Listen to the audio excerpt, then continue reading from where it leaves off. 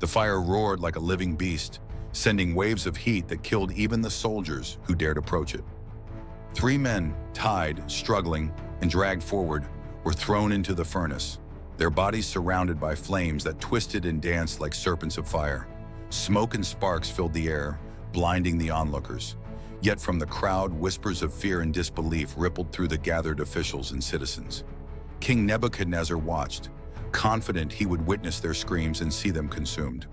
But then, the unimaginable happened. As the smoke cleared, he staggered, eyes wide, voice trembling. "Didn't we throw 3 men into the fire? Then why do I see 4?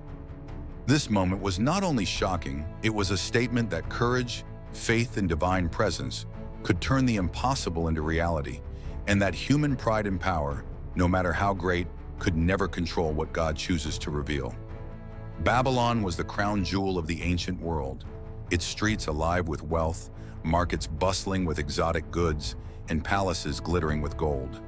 Yet none of this could match the ambition of its king, Nebuchadnezzar, a man whose pride was as towering as the city walls themselves.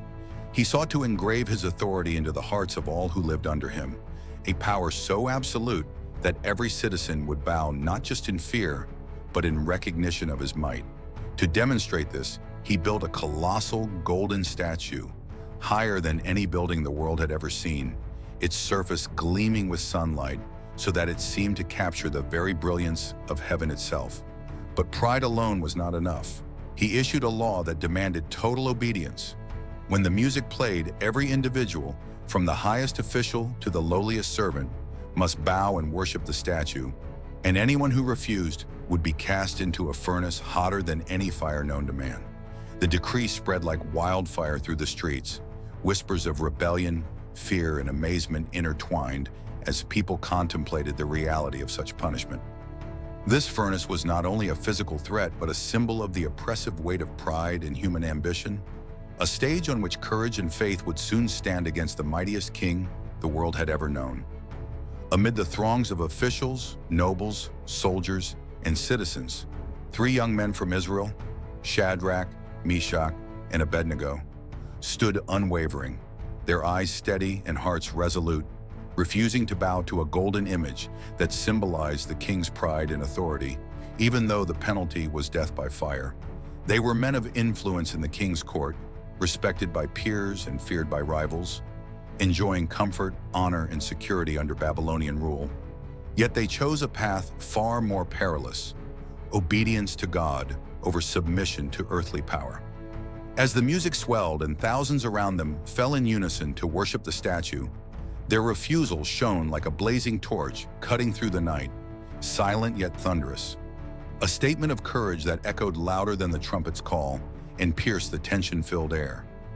Gasps and murmurs rippled through the crowd as eyes darted nervously, some with admiration, others with fear, while whispers of, "Who are these men?" spread like wildfire. Word of their defiance reached King Nebuchadnezzar instantly, igniting a storm of fury that twisted his face with rage, his heart pounding with a mix of disbelief and anger. Summoning them to the throne, his voice thundered through the hall, "Bow or burn," a command designed to crush not just their bodies, but their very spirits, to make an example of them before all of Babylon. Yet the 3 young men, aware of the danger, stood with unshakable confidence, their loyalty to God stronger than any mortal threat, their gaze unwavering, and their faith radiating a power that silenced the whispers and stilled the heartbeat of the room. The tension became almost tangible, thick enough to feel as if the air itself were holding its breath. Each noble soldier and servant captivated by the quiet defiance of 3 men whose courage transcended fear. They were not merely refusing to bow, they were making a declaration of allegiance to the eternal over the temporal. And in that moment, the seeds of a story that would echo across generations, inspiring countless hearts with the message that faith and integrity are far more powerful than threats, fire, or tyranny, were being sown with every steady step, every resolute heartbeat, and every unwavering glance they cast in the face of death itself. The king expected trembling, groveling, and desperate pleas, a spectacle of fear before the throne. Yet what he received instead was a calm, unshakable courage that radiated from the three young men like a light cutting through darkness. Shadrach, Meshach, and Abednego looked him in the eye and declared boldly, "O king, we do not need to defend ourselves before you. If we are thrown into the blazing furnace, the God we serve is able to deliver us, and he will deliver us from your hand.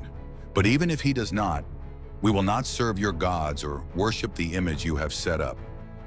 The words reverberated through the marble halls, echoing off walls, carrying a weight far heavier than the heat of the furnace, a force stronger than any weapon, the unbreakable power of unwavering faith.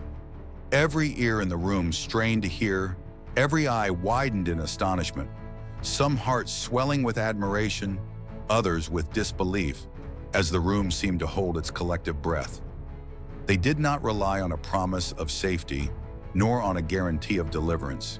Their confidence was rooted in God's presence, a profound trust that transcended logic and fear.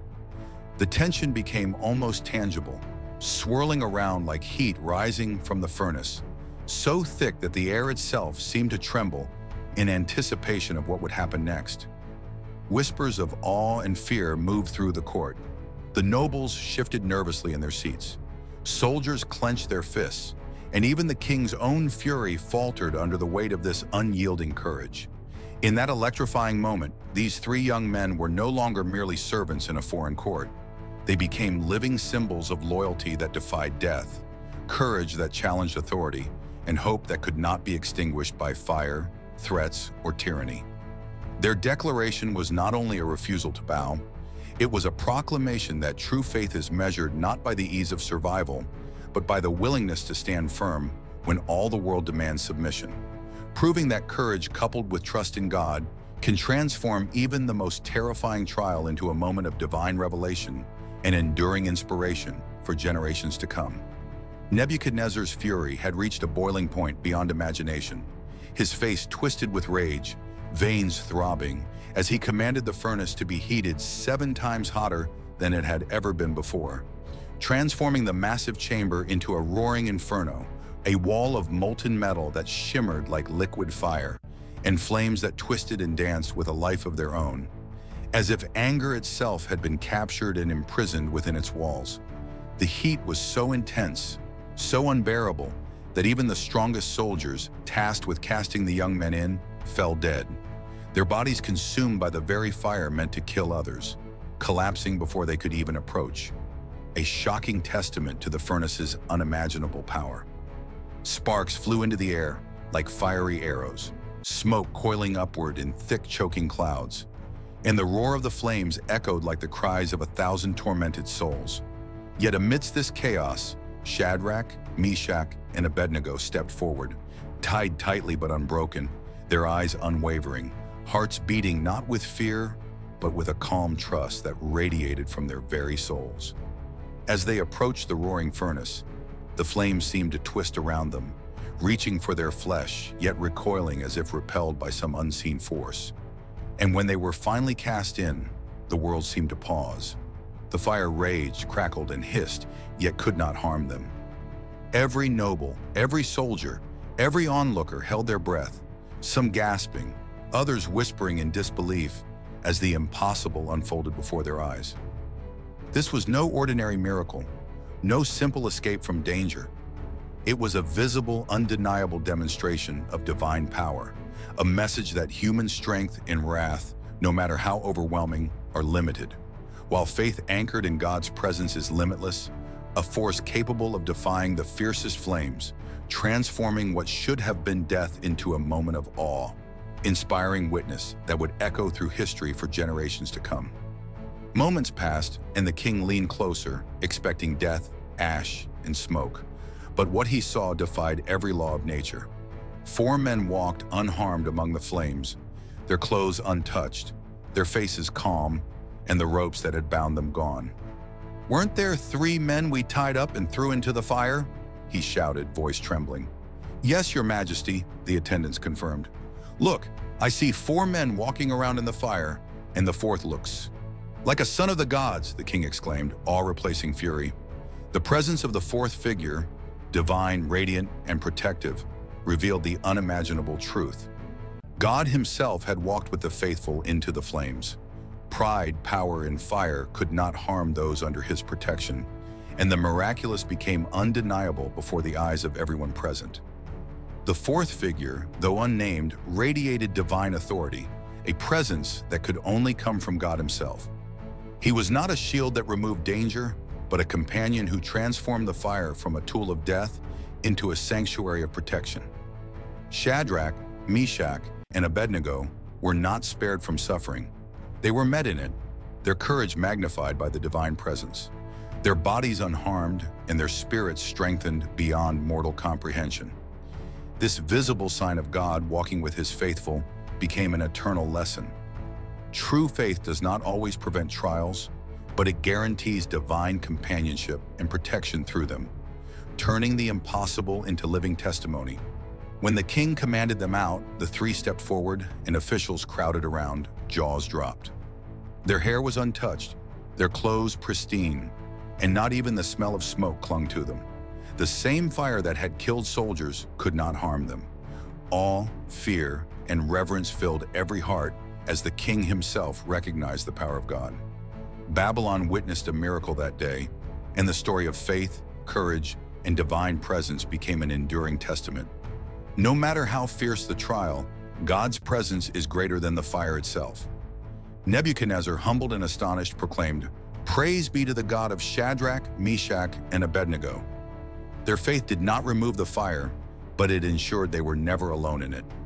Sometimes the greatest miracles happen not when we escape the flames, but when we discover who is standing beside us inside them.